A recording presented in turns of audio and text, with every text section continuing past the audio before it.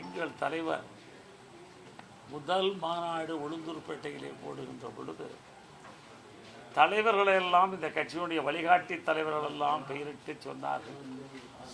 ஆனால் அந்த கொடியிலே 2 யானைகள் பிளிர்ந்து வருவதையும் வாகைப்பூ இருப்பதையும் அவர் சொல்லுகின்ற பொழுது சொன்னார், ஒரு மனிதன் வெற்றியை நோக்கி போகின்ற பொழுது நிச்சயமாக வெற்றி பெறுவேன் என்ற உந்துதலோடு அவர் செல்ல வேண்டும்.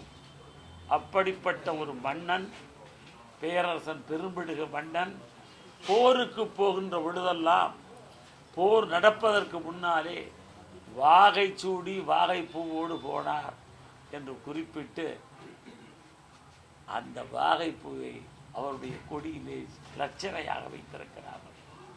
அவருடைய சதை விழா அன்று எனக்கு இந்த பொறுப்பை கொடுத்திருக்கிறார் என்று சொன்னார்.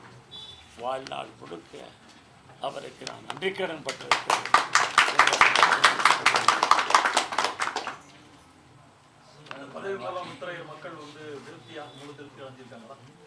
நாங்கள் வெற்றி பெறவில்லையப்பா. வெற்றி பெறுந்தால் நிறைய பேருக்கு அமைச்சர் பதவி கொடுத்துருப்பாரு.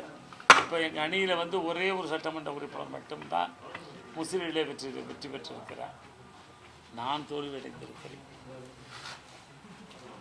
எனவே அவருக்கு கொடுக்கக்கூடியதை எனக்கு இந்த ஆணை மூலமாக அமைச்சருக்கு நிகரான அந்தஸ்தில் எனக்கு இந்த பதவியை கொடுத்திருக்கிறார். இந்த ஜிஓவிலே சொல்லுகின்ற பொழுது in the rank of cabinet minister, நான் அமைச்சராக வேண்டும் என்று சொன்னால் சட்டமன்றத்திலே நான் உறுப்பினராக வேண்டும். அதை வருவதற்கு காலம் இப்பொழுது இல்லை. எனவே தான் மினிஸ்டர் அளவிலே எனக்கு தகுதியை தந்திருக்கிறார் எங்கள் தளபதி அவர்கள். எல்லாருக்கும் சேர்மன் பார்த்துருப்போம். நம்மெல்லாம் சேர்மன் டியூட்டி மட்டும் தான். ஆனால் கேபினெட் அந்தஸ்தை கொடுக்க மாட்டாங்க. இப்போ சென்ட்ரல்லே மினிஸ்டர் இருப்பாங்க, இணையமைச்சர், துணை அமைச்சர் எல்லாம். ஆனால் அந்த கேபினெட் அமைச்சர் என்று கொடுத்துருக்கிறார் என்று சொன்னால் சட்டத்தினுடைய பாங்கை நன்கு அறிந்து எதை செய்தால் அது நிறைவாக இருக்குமோ என்ற கருத்தில் அது செய்திருக்கிறார்கள். அவர்களுக்கு மீண்டும் என்னுடைய நெஞ்சார்ந்த நன்றியை தெரிவித்துக் கொள்கிறேன்.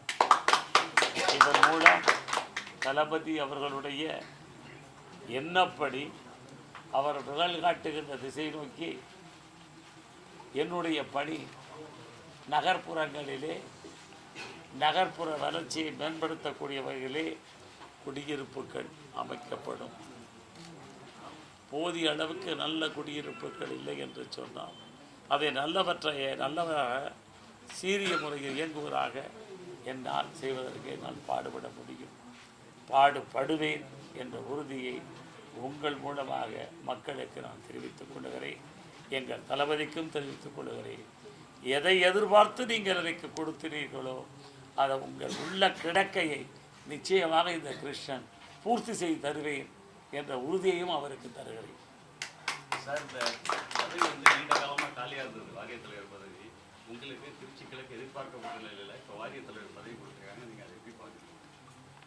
ஒரு நாட்டினுடைய முதலமைச்சர் என்ன நினைத்தாலும் சட்டத்துக்கு உட்பட்டு எதையும் செய்ய இயலும். தேர்தல் வருகிறது, இன்னும் 6 மாதங்களுக்கு இருக்கிறது.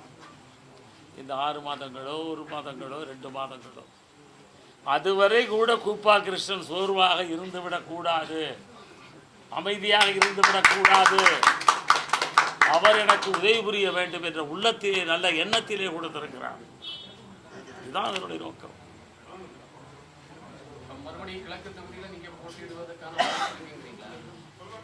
எங்கள் தலைவர் எதை சொன்னாலும் அதை செய்வதற்கு நாம் தயார். கடந்த காலங்களில் கட்டப்பட்ட குடியிருப்புகள்லாம் நிறைய சேதமடைஞ்சு சரியாக கட்டுமான பணிகள்லாம் நடக்கலைன்னு சொல்கிறாங்க. நீங்கள்லாம் பார்வையிடுவீங்களா? உங்களுடைய கருத்து என்னுடைய கவனத்தை ஏற்று எங்களுடைய தளபதியினுடைய வழிகாட்டுதல்படி நான் பொறுப்பேற்ற பிறகு விரைவாக அவர் என்னப்படி என்ன செய்ய முடியுமோ அதை செய்திருக்கேன். திருச்சிக்கு என்ன பிளான் வச்சிருக்கீங்க இந்த துறையில்? அண்ணே, இன்னைக்கு தானே அரசாணையை வந்திருக்குது. இப்போ நாங்கள் பதவி கூட ஏற்கல. என்ன இருந்தாலும் மண்ணின் மைந்தர்கள் அவங்களுக்கு தெரியாது. இல்லை தெரிஞ்சிருக்குல்ல சார், எல்லாமே தெரியும். இல்லை, கட்டமைப்புகள் எல்லாம் உங்களுக்கு இது புதுசில்லையே. இதுக்கு நாம் பலமுறை சந்திக்க இருக்கிறோம். நான் எங்கள் தலைவரை பார்த்துவிட்டு அவர் ஆசியை பெற்று வந்த பிறகு விழாவாரியாக சொல்லுகிறேன். கிழக்கு தொகுதி வந்து கூட்டணி கட்சிகளுக்கு ஒதுக்குற மாதிரி சொல்றாங்க. இது தலைமை எடுக்கக்கூடிய முடிவு. கூட்டணி கொடுக்கிறார்களா, எங்கள் கட்சி நிற்கிறதா என்பதை எங்கள் தலைவர் முடிவு செய்வார். அதிலே நான் தலையிடுவதற்கு கிச்சிற்றும் கூட எனக்கு உரிமை கிடையாது. நன்றி தெரிவிக்க சிஎம் வர்றா எப்போ வருவாரு? என்னங்கய்யா? விஜய் அரசுக்கு ஆதரவு தெரிவித்த சிவி சண்முக குரூப்போட நிலைமை என்னவா இருக்கும் அப்படிங்கிறது அதை பற்றி கவலைப்பட வேண்டியது சிவி சண்முகன் ஆனல்ல. தாவேக அமைச்சரவையில் விஜய்க்கு அமைச்சர் பதவி கொடுத்தது திமுக எம்பி ஆர் ராசா கடுமையான சொற்களை விமர்சனம் செஞ்சிருக்காரு. ஐயா, நான் ஒரு மகிழ்ச்சியான செய்தியை உங்களிடத்தை சொல்லிக் கொண்டிருக்கிறேன். ஒரு 2 நாள் போகட்டும், ஒரு 4 நாள் போட்டு எங்கள் தலைவரை பார்த்து வர்றேன். அவருடைய கருத்து என்ன என்பதை அறிந்து வருகிறேன்.